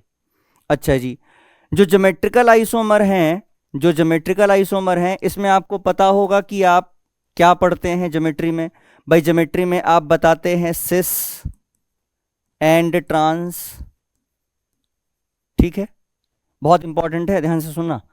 ज्योमेट्रिकल में आप क्या बताते हो, सिस एंड ट्रांस। अच्छा, अब 2 बातें नोट करनी है। क्या? पहली बात ये, if coordination number, if coordination number is 4, अगर कोऑर्डिनेशन नंबर 4 है, कोऑर्डिनेशन नंबर अगर 4 है, तो बच्चों 4 कोऑर्डिनेशन नंबर वाला जो कंपाउंड होता है वो शो करता है सिस एंड ट्रांस आइसोमेरिज्म। सिस और ट्रांस कहां पे बताओगे आप? जहां पर 4 कोऑर्डिनेशन नंबर हो, 4 कोऑर्डिनेशन नंबर हो, ठीक है। अच्छा, अगर कोऑर्डिनेशन नंबर 4, ये भी समझ लो, अगर कोऑर्डिनेशन नंबर 4 है, इफ कोऑर्डिनेशन नंबर इज 4, तो 2 यहां पे ज्योमेट्री पॉसिबल हैं। 2 ज्योमेट्री पॉसिबल होती हैं। कौन सी? पहली स्क्वायर प्लेनर, स्क्वायर प्लेनर, या फिर टेट्राहेड्रल, टेट्राहेड्रल। समझ आ रहा है? अगर 4 है कोऑर्डिनेशन नंबर, कोऑर्डिनेशन नंबर अगर 4 है तो 2 ज्योमेट्रीज पॉसिबल हैं, एक स्क्वायर प्लेनर हो सकती है और एक टेट्राहेड्रल हो सकती है, ठीक। टेट्राहेड्रल में आपको सिस एंड ट्रांस नहीं मिलता है। टेट्राहेड्रल कैसे होता है बच्चों? ऐसे ही तो होता है, यहाँ पे कोई आपका एटम होगा, मान लो यहाँ पे प्लेटिनम हो गया, एक यहाँ पे होगा, एक यहाँ पे, एक यहाँ पे, एक ऐसे, और इसको आप ऐसे घेर देते हो, ठीक है, यही होता है टेट्राहेड्रल ज्योमेट्री। टेट्राहेड्रल ज्योमेट्री ऐसी होती है। और स्क्वायर प्लेनर कैसी होती है बच्चों? स्क्वायर प्लेनर में प्लेटिनम होता है और ये आप 4 जो है वर्टेक्स बना देते हैं इस तरीके से स्क्वायर के। ये देखो, ये टेट्राहेड्रल ज्योमेट्री है, ये स्क्वायर प्लेनर ज्योमेट्री है। तो हम कह रहे हैं कि अगर कोऑर्डिनेशन नंबर 4 है तो ये 2 ज्योमेट्री पॉसिबल हैं, इन 2 में इसके कोई आइसोमर नहीं बनते, यानी कि टेट्राहेड्रल ज्योमेट्री के आइसोमर नहीं बनते हैं। क्यों नहीं बनते हैं? Due two symmetrical effect, due two symmetrical effect. जितनी देखो, सिस और ट्रांस कैसे बताओगे? अच्छा सुनो, सिस और ट्रांस बताते कैसे हो कि अगर सेम ग्रुप सेम साइड हो गए तो सिस है, सेम ग्रुप अपोजिट साइड हो गए तो ट्रांस है। अब यहां तो तीनों ग्रुप एक जैसी एक ही जगह पे आ गए हैं, at same distance from platinum. समझे? समझे कि नहीं? समझ में आया? आया? दोबारा समझाएं। देखो देखो भाई, अगर आपके पास में मान लीजिए क्या माने सर, मान लीजिए ये प्लेटिनम है, ठीक है, और इससे जुड़े हुए हैं आपके पास में लिगेंड्स। कैसे लिगेंड जुड़े हुए हैं भाई? 4 अलग अलग लिगेंड जुड़े हुए हैं। कैसे लिगेंड जुड़े हुए हैं? 4 अलग अलग लिगेंड जुड़े हुए हैं, ठीक है। 2 एक जैसे हो सकते हैं, 2 एक जैसे हो सकते हैं, 4 अलग अलग, 2 एक जैसे, 2 एक जैसे, ऐसे लिगेंड जुड़े हुए हैं। मान लो आपका कॉम्प्लेक्स ये था PTH2O का होल ट्वाइस और Cl2, ये कॉम्प्लेक्स है आपके पास, ठीक है, ठीक है। ठीक, चलिए, तो अब इसमें आप देखोगे प्लेटिनम में 2 पानी लगाओगे, यानी 2 H2 लगाओगे, 2 Cl2 लगाओगे, तो भैया जब ज्योमेट्री आप इसकी बनाएंगे, जब आप इसकी बनाएंगे कैसी वाली, स्क्वायर प्लेनर वाली, तो ध्यान दो, आप रखोगे सेंटर में प्लेटिनम को। अब आपको बनाना है स्क्वायर, आपने बना दिया है स्क्वायर, ये लीजिए स्क्वायर बन गया, ठीक। अब आपको इसको चारों तरफ से इसको लगाने हैं लिगेंड, तो आप H2O यहां रख दो और एक बार H2O यहां रख दो, तो Cl यहां आ गया, Cl यहां आ गया, लो जी बन गया। कैसा आइसोमर बन गया? ट्रांस आइसोमर बन गया, ठीक है। अगर आप ऐसे ना करो तो मत करो जी, आप प्लेटिनम यहां लीजिए, ठीक है। इस बार आपने क्या किया, H2O को ऊपर रखा और इधर भी H2O को ऊपर रखा, आपने Cl यहां रख दिया, Cl यहां रख दिया, तो दोनों सेम ग्रुप सेम साइड में हो गए हैं, तो ये सिस ज्योमेट्री हो गई, सिस फॉर्म हो गया ये। अब क्लियर हो रहा है भाई? अगर स्क्वायर प्लेनर ज्योमेट्री होगी तो आप बता पाएंगे, क्योंकि ये दो अलग वाला कंसेप्ट है। सिस और ट्रांस कहाँ मिलता है? 2 सेम ग्रुप अगर एक तरफ हो गए तो सिस ज्योमेट्री है, दोनों अगर अपोजिट साइड हो गए तो ट्रांस ज्योमेट्री है। अब ये बता तभी पाओगे ना जब स्क्वायर प्लेनर है। अगर आपका टेट्राहेड्रल आ गया, अगर आपका आ गया टेट्राहेड्रल ये वाला, तो भैया एक बार यहां रखोगे H2O, अब एक बार H2O यहां रखोगे, Cl यहां रखोगे, Cl। अब कैसे बताओगे कि कौन सेम है कौन अपोजिट है? ऊपर तो एक ही है, बाकी तो 3 नीचे आ गए हैं, सेम डिस्टेंस पे आ गए हैं। कैसे बताएंगे आप कौन ऊपर कौन नीचे, कौन आगे कौन पीछे? नहीं बता सकते। इसलिए टेट्राहेड्रल कॉम्प्लेक्स कोऑर्डिनेशन नंबर कितना? 4 आइसोमेरिज्म शो नहीं करता, ज्योमेट्रिकल आइसोमेरिज्म नहीं देगा, ठीक है, ठीक। 4 वाले क्या देंगे? स्क्वायर प्लेनर ज्योमेट्री होगी, 4 वालों में स्क्वायर प्लेनर ज्योमेट्री होगी, तो आपको सिस और ट्रांस आइसोमर मिलेगा। समझ में आ गया? समझ में आ गया? सिस और ट्रांस आइसोमर मिलता है। अच्छा, इसके बाद समझो बच्चों, इसके बाद क्या है? इसके बाद समझिए, अगर आपके पास हम यही वाला कंटिन्यू कर रहे हैं ना, ज्योमेट्रिकल वाला ही इधर कंटिन्यू कर रहे हैं हम, ऑप्टिकल नीचे बता देंगे। अगर आपके पास में इफ कोऑर्डिनेशन नंबर इज 6, अगर 6 है तो, अगर कोऑर्डिनेशन नंबर 6 है तो क्या करोगे? तो भैया अगर कोऑर्डिनेशन नंबर 6 हो गया है तो ज्योमेट्री जो है वो कैसी हो जाएगी? ऑक्टाहेड्रल। ज्योमेट्री कैसी हो जाएगी? ऑक्टाहेड्रल, ठीक है। तो वहां पे सिस और ट्रांस नहीं बताओगे।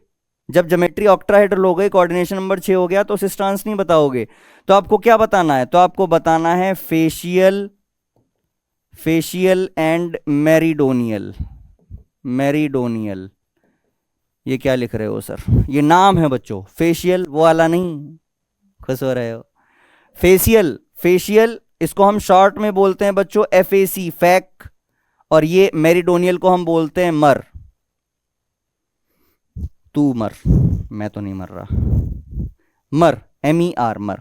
फैक और मर आइसोमर बोलते हैं। ये कब आएंगे बच्चों? जब कोऑर्डिनेशन नंबर होगा 6, ठीक।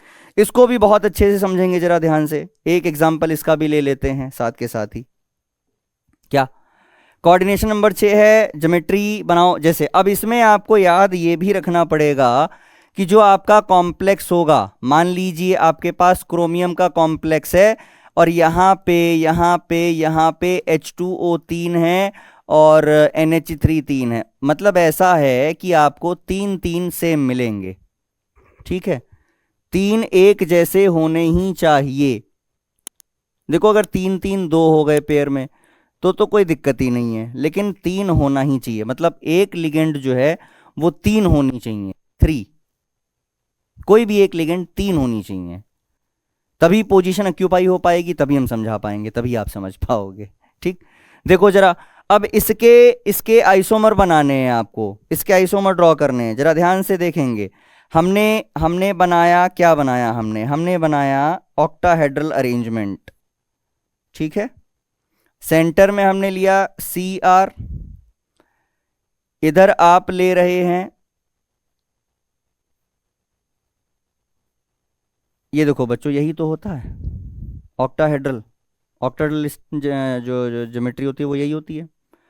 अब आपको क्या करना है, बहुत ध्यान से देखना, बहुत ध्यान से देखना, मैं दूसरा ले ही नहीं रहा। क्या, अगर आपके फेशियल आइसोमर यानी फेस पे, आपके फेस पे नहीं, चेहरे की बात नहीं कर रहा हूं, इधर मान लीजिए यहां पे NH3 प्रेजेंट है, यहां पे NH3 प्रेजेंट है। अब एक NH3 या तो यहां पे आ जाए या यहां पे आ जाए। दोबारा देखना, अमोनिया 2 यहां पे प्रेजेंट है, अब या तो अमोनिया यहां पे आ जाए या यहां पे आ जाए, कोई भी एक ऐसा केस, कोई भी एक ऐसा केस। ये जो अरेंजमेंट बना, ये वाला जो अरेंजमेंट बना, दिस अरेंजमेंट, ये वाला जो अरेंजमेंट बना है, इसको बच्चों हम बोलते हैं FAC, फेशियल आइसोमर, फैक आइसोमर। ठीक है, यहां पे आप NH3 की जगह H2O भी ले सकते थे। देखो मैंने क्यों कहा कि 3 एक जैसे होने चाहिए, मान लो ये वाटर 3 ना होते, 2 कुछ और होता, 1 कुछ और होता। हमें 3 से मतलब है, हमें 3 से मतलब है कि 2 इधर आ गए, 1 नीचे आ गया या 1 ऊपर आ गया।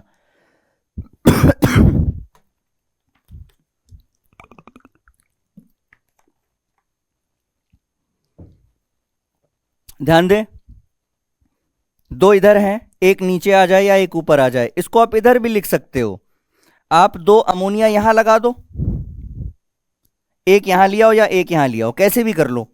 2 अमोनिया यहां लगा दो, 1 इधर लिया हो 1 इधर लिया हो, कैसे भी कर लो, फेशियल आइसोमर है, फैक आइसोमर। ठीक है जी, ठीक है जी, ठीक है, ओके। अब पढ़ो इसका मर आइसोमर कैसे बनेगा, तो पहले ज्योमेट्री बनाओ, पहले बनाओ ज्योमेट्री।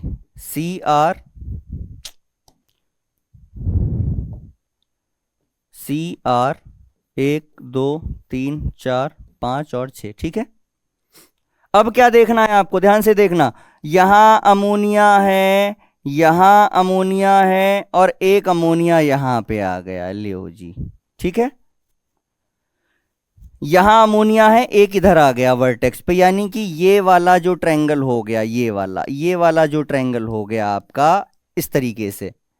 ये जो ज्योमेट्री बनी बच्चों आपकी, इसको हम बोलते हैं मेरिडोनियल। ये है आपका मर आइसोमर, मेरिडोनियल, ये आपका मेरिडोनियल आइसोमर है, मर आइसोमर बोलते हैं। ये फैक हो गया, ये मर हो गया, फैक मर आइसोमेरिज्म।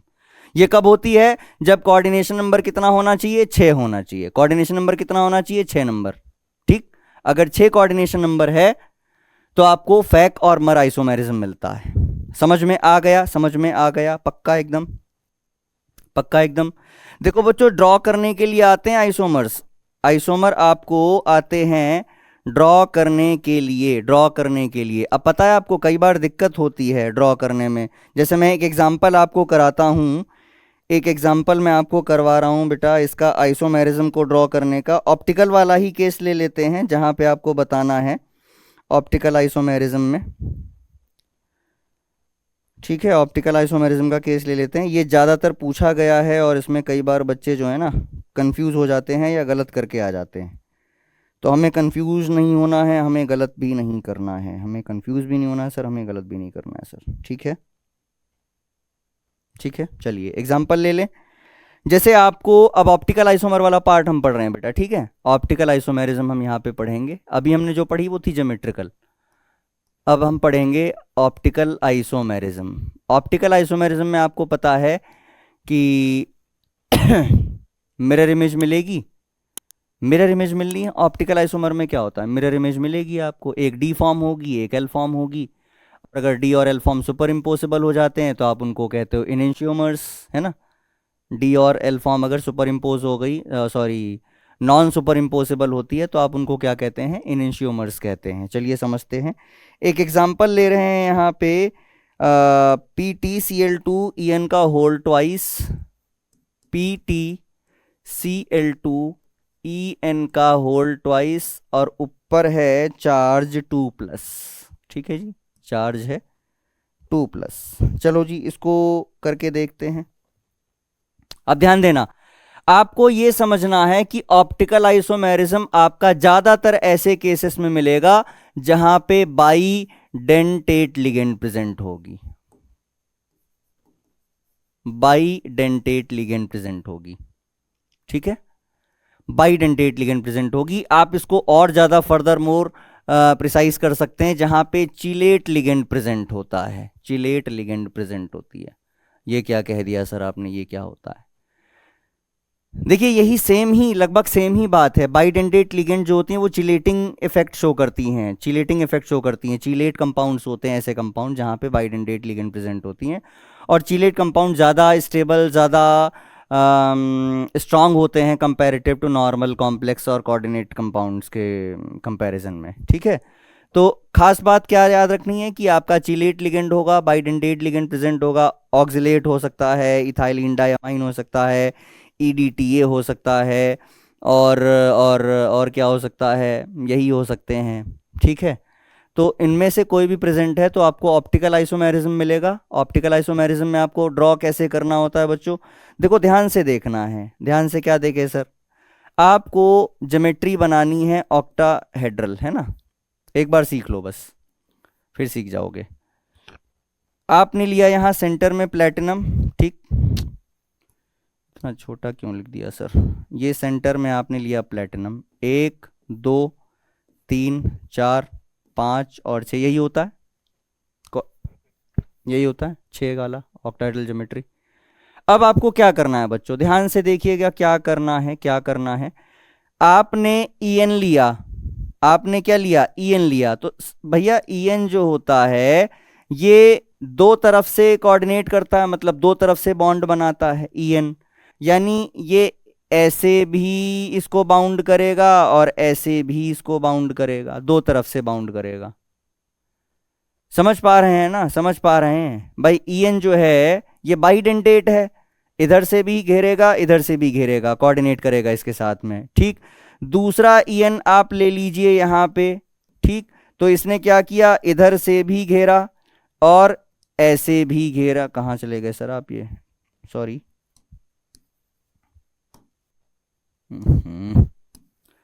देखो देखो EN आप यहां ले लो, EN आप यहां ले लो, ये ले लो EN, ये ले लिया EN। अब EN बच्चों एक बार इधर से भी घेरेगा और एक बार इधर से भी घेरेगा। ठीक है, देखो ध्यान से, हमने EN लिया, EN ने एक बार इधर से घेरा एक बार इधर से घेरा, दूसरा EN इधर से घेरेगा इधर। भाई EN कितने, 2 हैं, 2 ले लिया हमने, 2 हो गए। अब बचे कौन, Cl2, तो एक Cl यहां लगा दो, एक Cl यहां लगा दो, बात बराबर।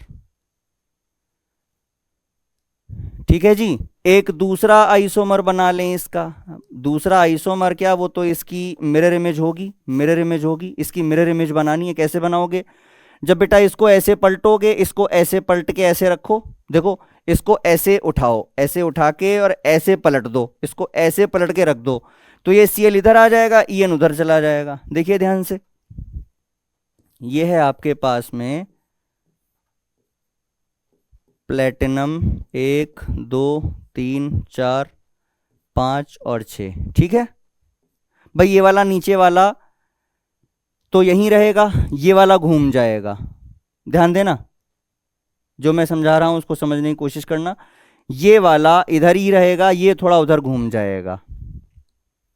भाई देखो, ये इधर ले जाओगे ना तो ये थोड़ा सा इधर खिसक जाएगा और ये इधर आ जाएगा, ये थोड़ा सा इधर खिसक जाएगा, इधर आ जाएगा। बनाते हैं पहले, फिर थोड़ा ज़्यादा क्लियर हो पाएगा। देखो आपने ई एन यहाँ पे ले लिया, ये लो जी, तो इसने ऐसे बाउंड किया और इसने ऐसे बाउंड किया, ठीक है जी, ओके। अब आप ई एन यहाँ ले लो, तो ये इधर से ऐसे बाउंड करेगा और इधर से ऐसे बाउंड करेगा, ये लो, एक सी एल यहाँ लगा दिया, एक सी एल यहाँ लगा दिया, ठीक है। एक को हम बोल देते हैं डेक्स्ट्रो, एक को हम बोल देते हैं laevo, dextro and laevo, dextro and LAEVO, laevo LAEVO, dextro and laevo, ठीक। सर ये डेक्स्ट्रो लीवो कैसे पता चला? देखिए इसका पता करने का सिर्फ एक ही तरीका है, बाय डूइंग एक्सपेरिमेंट, है ना, एक ही तरीका है भाई। ये दो फॉर्म मिली आपको, एक डी फॉर्म होगी एक एल फॉर्म होगी, डेक्स्ट्रो रोटेटरी लेवो रोटेटरी, मतलब ये क्या है, ये ऑप्टिकल आइसोमर है भाई, ऑप्टिकली एक्टिव कंपाउंड है।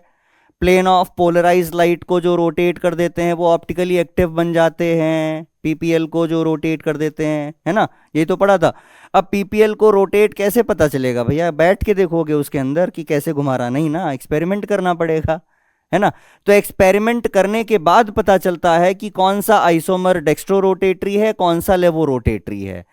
हमारी कहने की बात यह है कि इनमें से कोई एक डेक्स्ट्रो रोटेटरी होगा, कोई एक लेवो रोटेटरी होगा, तो ऐसा प्रतिबंधित नहीं है कि आप इसे ही डी लिखेंगे इसे ही एल लिखेंगे, कन्वेंशनल है, ऐसा लिख दिया बस, ठीक है। Only one appropriate method is to check whether the compound is dextro और levo to do the experiment. आप जाइए एक्सपेरिमेंट करिए और पता लगाइए कि कौन डेक्स्ट्रो रोटेटरी है कौन लेवो रोटेटरी है। मेरी बात समझ में आ रही है?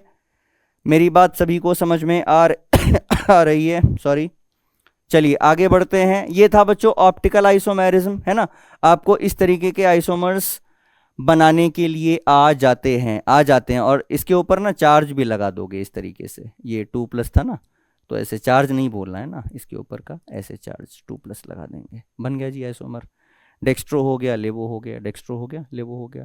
अब अगर मान लो कोऑर्डिनेशन नंबर 4 है तो कोई बात नहीं, 4 वाले में सिस और ट्रांस बता देना है हमको भाई। 4 वाले में स्क्वायर प्लेनर बनाओगे, अभी आपने ऑक्टाहेड्रल बनाया, 4 वाले में स्क्वायर प्लेनर बनेगा, जब स्क्वायर प्लेनर बनेगा तो आप क्या बता देंगे? सिस और ट्रांस, सिंपल सी बात, एक तरफ हो गए सिस, अलग अलग हो गए ट्रांस। आगे बढ़ें, आगे बढ़ते हैं, बहुत बढ़िया, आगे बढ़ते हैं। चलिए अब आते हैं bonding in isomerism. Bonding in isomerism, bonding में बच्चों आपको वैलेंस बॉन्ड थ्योरी दे रखी है, वैलेंस बॉन्ड थ्योरी आपको दी गई है, वैलेंस बॉन्ड थ्योरी दी गई है। बॉन्डिंग इन कोऑर्डिनेशन कंपाउंड्स में वैलेंस बॉन्ड थ्योरी है। अच्छा, वैलेंस बॉन्ड थ्योरी से कई बार क्वेश्चन आ जाता है कि ये एक कोई कोऑर्डिनेशन कंपाउंड दे देंगे, पूछ लेंगे कि ये कलरलेस है और ये वाला ग्रीन कलर शो करता है, वैलेंस बॉन्ड थ्योरी के बिहाफ पे इसको समझाइए, एक्सप्लेन करिए वैलेंस बॉन्ड थ्योरी के बिहाफ पे, है ना। तो आप इसको सिंपली ये समझिए, वैलेंस बॉन्ड थ्योरी क्या कहती है। वैलेंस बॉन्ड थ्योरी ने ये बताया कि जब लिगेंड मेटल के साथ में बॉन्डिंग करेगा, ठीक है, तो डिपेंड करता है लिगेंड के नेचर पे, मतलब लिगेंड कैसी है वो, लिगेंड कैसी है वो, इस बात पे डिपेंड करेगा।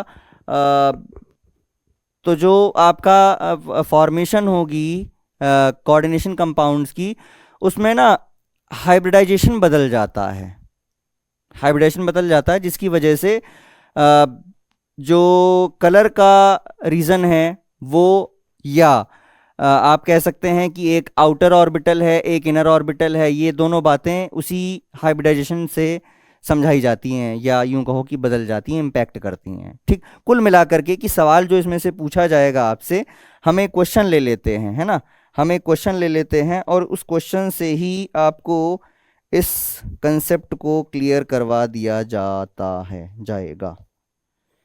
करवा दिया जाएगा। बिल्कुल करवा देंगे सर, बिल्कुल करवा देंगे सर। देखिए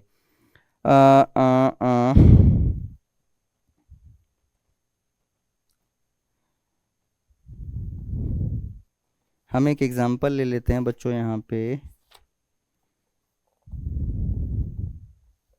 देखिए जैसे क्वेश्चन है कि जो NiCN4 2 नेगेटिव है, बहुत ध्यान से देखना, बढ़िया क्वेश्चन है, छोटा सा है, बहुत अच्छा है।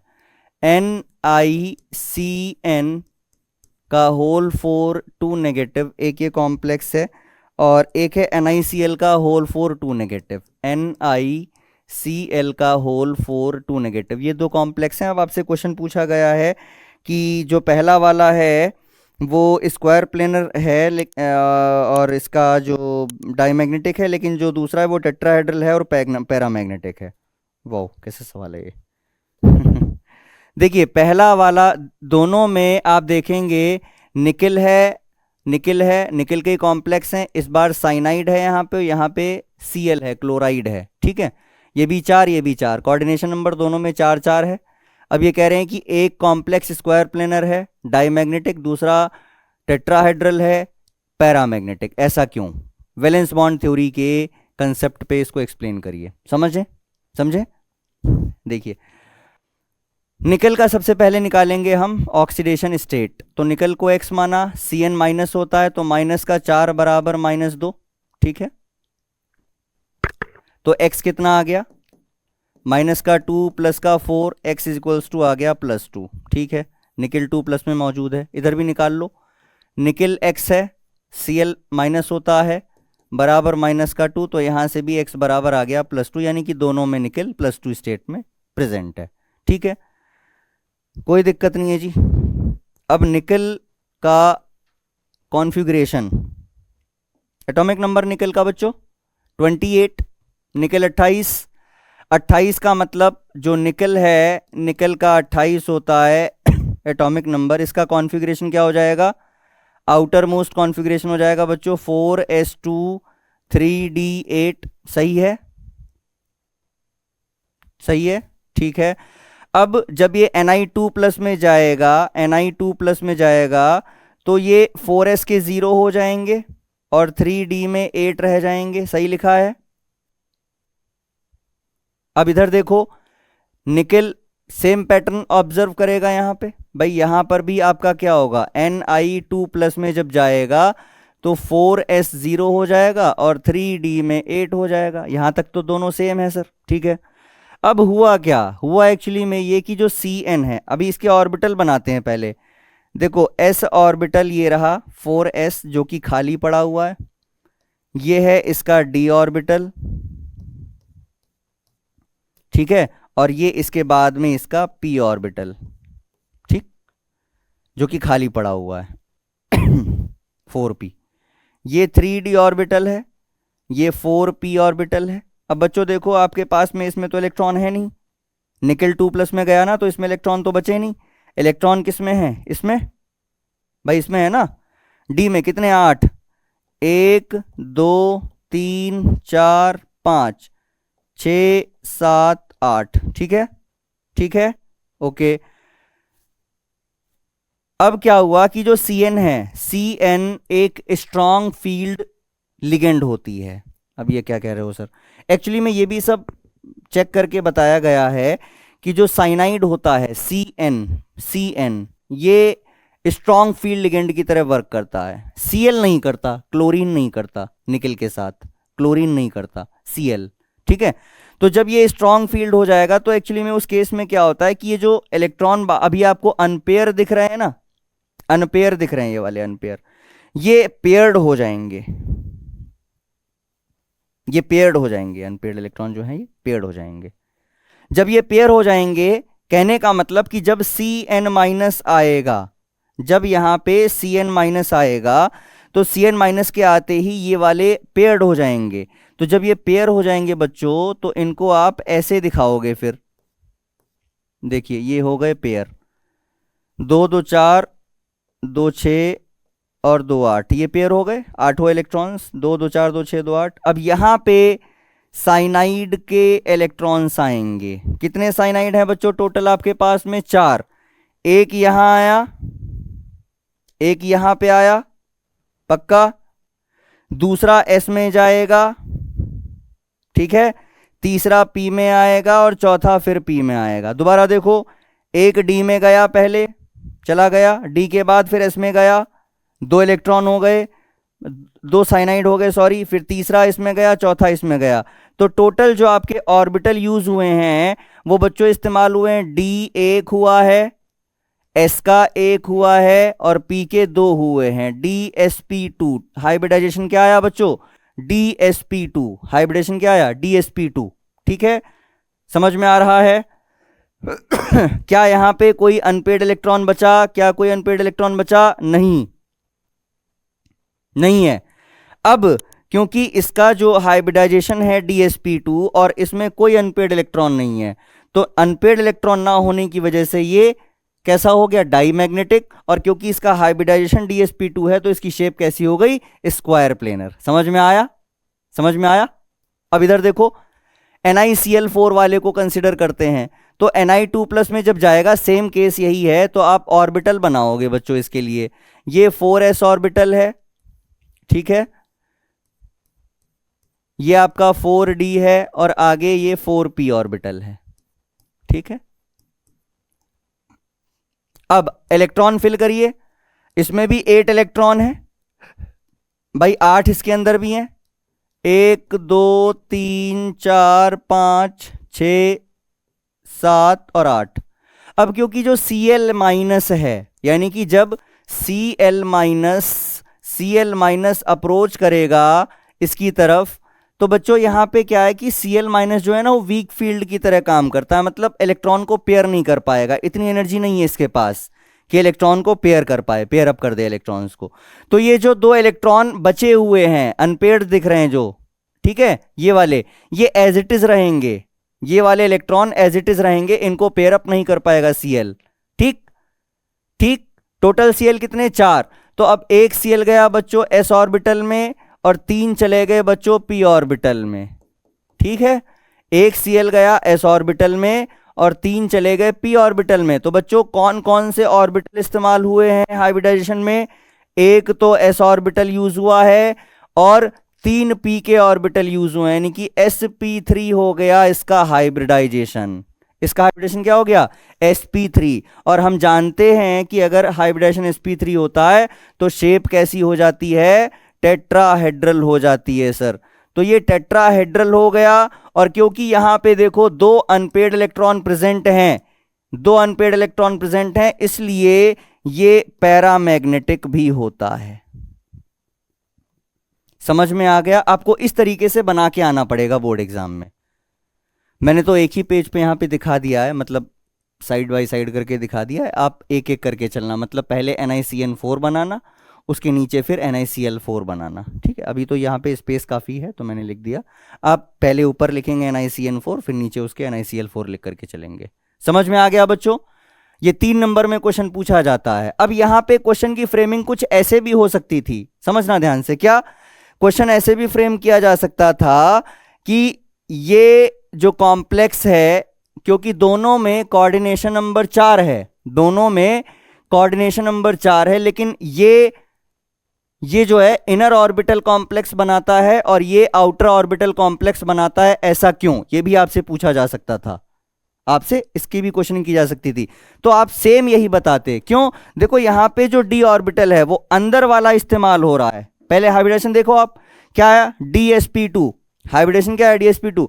तो यहां पे इनर ऑर्बिटल इस्तेमाल हो रहा है, अंदर का ऑर्बिटल इस्तेमाल हो रहा है, d ऑर्बिटल अंदर वाला, इसीलिए इसको हम क्या कह रहे हैं, इनर ऑर्बिटल कॉम्प्लेक्स। यानी कि ये वाला जो है बच्चों, ये इनर ऑर्बिटल कॉम्प्लेक्स है, इनर ऑर्बिटल कॉम्प्लेक्स है, इनर ऑर्बिटल कॉम्प्लेक्स हो गया ये। ठीक, और ये वाला कैसा हो गया, क्योंकि बाहर के सारे इस्तेमाल हुए हैं, अंदर वाला नहीं हुआ, तो ये आउटर ऑर्बिटल कॉम्प्लेक्स हो गया, आउटर ऑर्बिटल कॉम्प्लेक्स हो गया। ठीक, अब इसमें एक चीज और आप लोगों से पूछी जा सकती थी, वो है इसका मैग्नेटिक मोमेंट बताइए। इसका मैग्नेटिक मोमेंट बताइए। तो आपको पता है मैग्नेटिक मोमेंट म्यू एस करके आप निकाल देंगे √n n+2, है ना, ये फॉर्मूला आपने पढ़ा है। n क्या है, नंबर ऑफ अनपेड इलेक्ट्रॉन्स, कितने हैं, 2 3 4 5 जो भी हैं आप यहाँ पे प्लेस करिए और फटाफट से बताइए।